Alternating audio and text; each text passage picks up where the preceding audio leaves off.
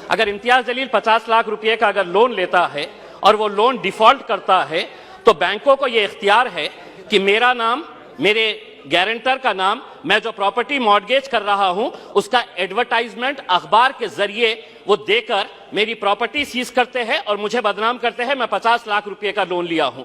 लेकिन अगर कोई किसी ने 5,000 करोड़ रुपए का लोन लिया है, किसी ने 50,000 करोड़ रुपए का लोन लिया है, जिसको आप बड़ी आसानी के साथ हर रोज माफ करते जा रहे हैं, पिछले 4 सालों के अंदर आपने कितना पैसा राइट ऑफ किया है? और ये मैं नहीं बता रहा हूं अध्यक्ष महोदय, ये जवाब कल फाइनेंस मिनिस्टर ने क्वेश्चन आवर के अंदर बताया है। तो सुनिए, उसके अंदर पिछले 4 साल के अंदर कितना पैसा 8,48,186 करोड़ रुपीस का लोन राइट ऑफ किया गया है। और जब हम इनसे पूछ रहे हैं कि किसका पैसा ये आपने राइट ऑफ किए हैं, तो जवाब सुनिएगा अध्यक्ष महोदय, आपको भी हैरानी होगी जो जवाब फाइनेंस मिनिस्टर मैडम ने दिए हैं। उसमें लिखा है, RBI has informed that under the provisions of Section 45E of the Reserve Bank of India Act 1934, RBI is prohibited from disclosing borrower-wise credit information. RBI ये आपको कह रहा है कि हम आपको डिटेल नहीं दे सकते हैं कि कौन बड़े धन्ना सेठों ने पैसा लिया है, ये देश को आप नहीं बताएंगे। आखिर ये पैसा 8,48,186 करोड़ रुपीस आपने राइट ऑफ किए हैं। इसका जवाब आप दीजिएगा कि मेरे लिए कानून अलग कैसा हो सकता है, और जिन्होंने धन्ना सेठों ने पैसा लेकर कोई लंदन भाग गया है, कोई सिंगापुर भाग गया है, उनका नाम भी RBI नहीं बताएगी हमारे को। दूसरा ये है कि मैं अभी सुन रहा था जगदम्बिका पाल साहब को। पाल साहब सुनिए, आप किसानों के बारे में कह रहे थे। मैं जिस क्षेत्र से आता हूं, देश का एक छोटा सा एक शहर है, उस क्षेत्र के अंदर महाराष्ट्र के अंदर मराठवाड़ा एक छोटा सा क्षेत्र है। उस क्षेत्र के अंदर जनवरी से लेके नवंबर 2022 तक महज 11 महीनों के अंदर 940 किसानों ने आत्महत्या की है। मैं देश की बात नहीं कर रहा हूं, मैं सिर्फ मराठवाड़ा एक जो देश का एक छोटा सा हिस्सा है, कहीं ना कहीं आपकी कुछ नीतियां गलत हो रही है अध्यक्ष महोदय, कहीं ना कहीं आपकी नीतियां गलत हो रही है। वरना इन किसानों की मौत को आपने सिर्फ एक आंकड़ा बनाकर रख दिए है। 940 किसान अगर सिर्फ एक क्षेत्र से मर रहे हैं और ये कहते हैं कि नहीं हमने किसानों के लिए इतना किया है, तो क्या वजह है कि आज किसान अपनी जान दे रहा है?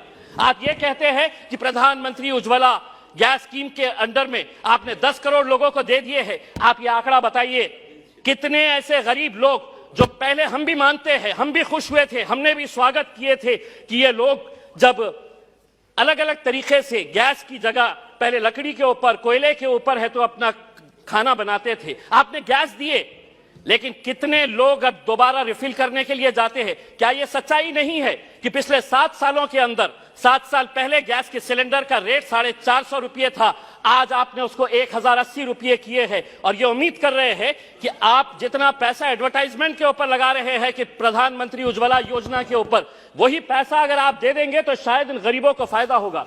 अनएम्प्लॉयमेंट, आज बेरोजगार, ये आंकड़ा मैं नहीं बता रहा हूं, कोई मनगढ़ंत आंकड़े नहीं बता रहा हूं, centre for monitoring Indian economy इनके आंकड़े आए हैं। तो सुनिए फाइनेंस मिनिस्टर साहब, अनएम्प्लॉयमेंट रेट इन इंडिया अभी 8% के ऊपर आया है। 3 महीने का सबसे ज्यादा का आंकड़ा जो है वो अभी आया है। अध्यक्ष महोदय, हो सकता है आपके पास भी एक EPS 95 की एक स्कीम है। बुजुर्ग लोग, ऐसे बूढ़े लोग, और मैं फाइनेंस मिनिस्टर साहब को यह बताना चाहता हूं कि इनके पास भी सर 65 लाख ऐसे पेंशनर्स हैं जिनको पेंशन कितनी दी जा रही है? 250 रुपये, 500 रुपये। फाइनेंस मिनिस्टर साहब से मैं इसलिए मुखातिब हो रहा हूं कि ये मेरे शहर से आते हैं। अगर देश के फाइनेंस मिनिस्टर साहब, मैं आपको कहता हूं, लीजिए एक नाम भी नोट करिएगा, सुलोचना गडप्पा, 70 साल की महिला है, औरंगाबाद में रहती है।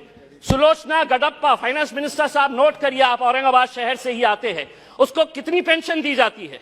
250 रुपये। 70 साल की, कोई बच्चा नहीं है, और 250 रुपये के अंदर वो अपना घर का बसेरा करेगी। मेरा यह कहना है कि पेंशन स्कीम के अंदर आपके पास कितना पैसा है, वो पैसे से EPS 95 के पिछले कई सालों से, और हर MP को इन लोगों ने खून से अपना लेटर लिखकर आपको निवेदन दिया है कि हमारे लिए कुछ तो भी करिएगा करके। आपके पास भी दिए हैं, आपकी भी फोटो छपी थी उसमें। दूसरा यह है कि आप ईएमआई के रेट्स तो बढ़ा रहे हैं, होम लोन का रेट बढ़ गया, व्हीकल लोन का रेट बढ़ गया, आप एफडी का रेट क्यों नहीं बढ़ा रहे हैं?